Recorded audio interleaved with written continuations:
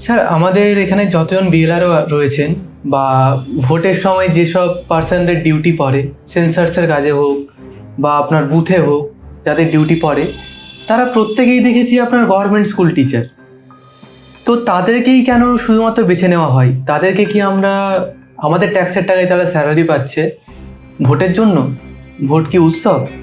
বিষয়টা হচ্ছে যে গভর্নমেন্টের পলিসি হচ্ছে সরকারি যে কাজ, সেন্সাস, ভোট আর এসআইআর হচ্ছে ইলেকশন কমিশন। তো ভারতবর্ষটা ওরা তো নিজেদের গড মনে করে।